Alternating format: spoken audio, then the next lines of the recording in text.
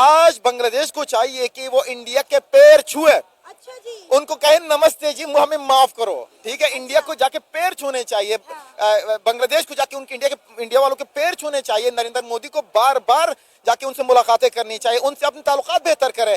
Economy में वो आपसे आगे है, तो आप जेलस होने की बजाय कहीं और जाके झूठ पर अपना सियासत चमकाने की बजाय आप सच बोले। आप माने कि इंडिया आपसे बहुत आगे है। तगड़ा जवाब मिल रहा है इंडिया की तरफ से मोहम्मद यूनुस को, तो वो दे दिया उन्होंने, ट्रांसशिपमेंट रोक दी है।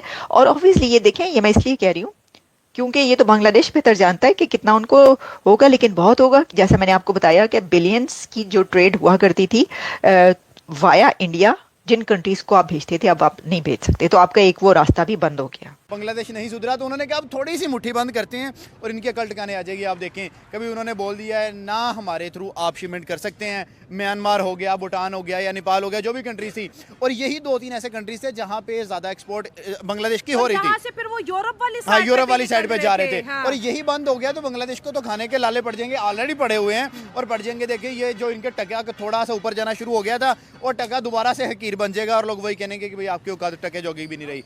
तो इंडिया की आंखों में आंखें डाल के देखना इनकी बहुत बड़ी भूल होगी। आज मिलियंस ऑफ डॉलर इनके नुकसान हो रहे, कल बिलियंस होंगे, फिर ट्रिलियंस होंगे, फिर जाहिर बात है हुकूमत पूरे बांग्लादेश में बैंक करप्ट हो जाना है। जय हिंद दोस्तों, आप सबको मेरा चैनल में स्वागत है। दोस्तों अब लगता है बांग्लादेश पर शिकंजा कसने की बारी आ गया है। दोस्तों कुछ दिन पहले मोहम्मद यूनुस चाइना जाके बोला था 7 सिस्टर लैंडलॉक कंट्री है, हम बे ऑफ बंगाल ओशन का अकेला गार्डियन है।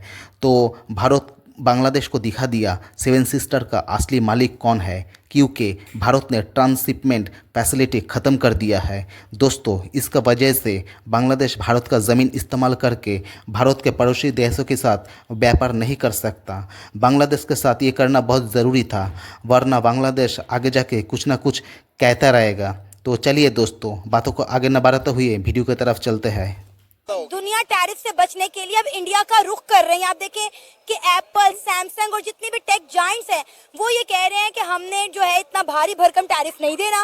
वो अब अपने जो फैक्ट्रीज हैं, अपने मैन्युफैक्चरिंग प्लांट है, वो इंडिया शिफ्ट कर रहे हैं। अब जाहिर है बांग्लादेश ने भी कुछ ना कुछ हाथ पांव मारने थे इससे बचने के लिए। झूठ ही बोलना था फिर अब बांग्लादेश ने अपने पैरों पे खुद कुल्हाड़ी मार ली ना। कोर्स उनके लिए बहुत नुकसान है, पॉलिटिकली भी नुकसान है, इकोनॉमिकली भी नुकसान है, मुल्क के ताल्लुकात भी बेहतर नहीं होंगे। एक प्रोडक्ट की हम मिसाल लेते हैं कि जैसे आईफोन है, आईफोन पाकिस्तान में टैरिफ लगने के बाद जो आईफोन 16 है वो आपको पड़ रहा है 1 मिलियन 10 लाख का पड़ रहा है। जो 6 लाख 40,000 का मैक्सिमम आपको मिलता था वो 10 लाख का है। अब ट्रम्प ये चाह रहा है कि मैं इंडिया से जो असेंबल्ड हो रहे आईफोन्स उनको भी अमेरिका शिफ्ट कर दूं, ताकि टैरिफ हमारा बहुत ज्यादा बढ़ेगा, एक्सपोर्ट्स हमारी बहुत ज्यादा होंगी। तो अल्टीमेटली आपका जो जीडीपी के अलावा जो जीएनपी है, ग्रोस नेशनल प्रोडक्ट, जो आपके मुल्क के बाहर से पैसा अमेरिका में आना है वो बढ़ेगा। अब वो ये चाह रहा है कि बेहतर हो, जबकि बांग्लादेश उनके बरक्स टैक्स किसने लगाया? अमेरिका ने। मदद के लिए किसके पास जा रहे? चाइना के पास। अरे चाइना से दोस्ती करना किसी के मुफाद में नहीं है। बांग्लादेश के लिए ये एक बहुत बड़ा फायदा था। देखिए बांग्लादेश की मिलियंस ऑफ डॉलर्स कह लें आप, या आप बिलियंस ऑफ बांग्लादेशी रुपीस कह लें या डॉलर्स कह लें, बिलियंस की ट्रेड बांग्लादेश की होती थी इस ट्रांसशिपमेंट के थ्रू, जो अब नहीं होगी। अब वो ट्रेड खत्म। अब वो जो है वो यूनुस साहब हाथ झाड़ के बैठ जाएं एक नुक्कड़ में, क्योंकि वो बल्कि बैठ चुके होंगे अब तक। उनके जो है वो बहुत ही जोर का कहा जा रहा है, बड़ा जोर का झटका लगा है मोहम्मद यूनुस साहब को, कि उनको मोदी साहब ने जो है वो जोर का झटका दिया कि ठीक है अगर ऐसा है तो फिर ऐसे ही से है। तो एक ग्लोबल ट्रेड वॉर तो हो ही रही है, लेकिन इसमें हम ये देख रहे हैं कि एक ट्रेड वॉर जो है वो बांग्लादेश जो ट्राई कर रहा है, जो कोशिशें कर रहा है करने की, यूनुस, वो तो यूनुस साहब को जो है वो जवाब तगड़ा मिल गया, तगड़ा जवाब मिल रहा है इंडिया की तरफ से मोहम्मद यूनुस को, तो वो दे दिया उन्होंने, ट्रांसशिपमेंट रोक दी है।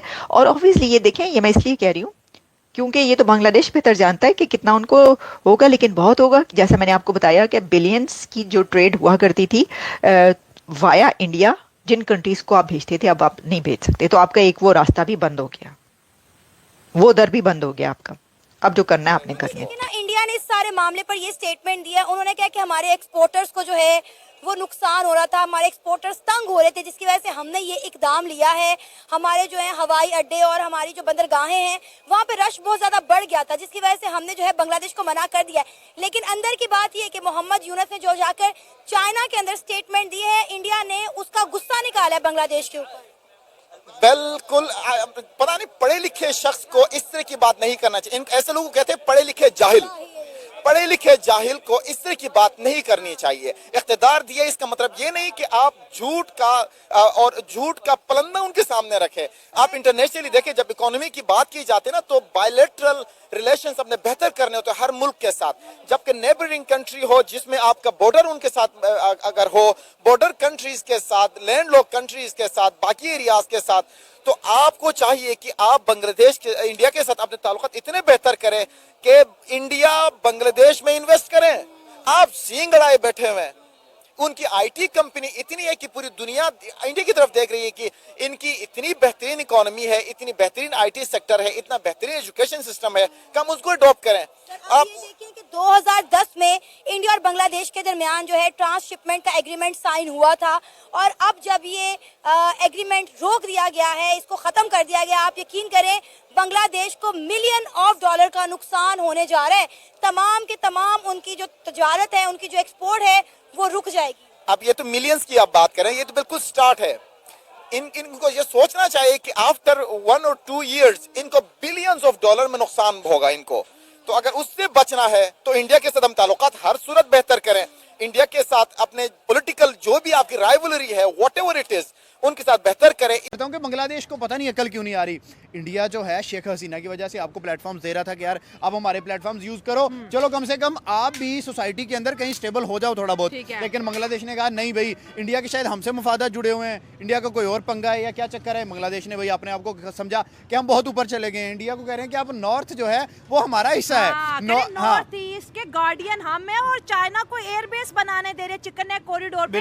चाइना पाकिस्तान में भी है, चाइना बांग्लादेश में भी है। भाई चाइना और इंडिया की नहीं बनती। इवन दो वो ख्वाब है कि dragon and elephant dance together and हम बड़े अच्छे फ्रेंड बन जाएंगे, लेकिन दुश्मन तो दुश्मन ही रहता है। बिल्कुल देखें, बांग्लादेश अपने मुंह मियां मिठू बनने की कोशिश कर रहा था कि ठीक है जी नॉर्थ जो साइड है वो हमारी है, लेकिन ऐसे नहीं होता भाई। जिसकी पावर है भैंस उसी की है, लाठी वो कहते हैं ना, जिसकी लाठी उसकी भैंस। और इंडिया राइट नाउ आप इकोनॉमी में देख सकते हैं कि वो दुनिया पूरी को बीट कर रहा है।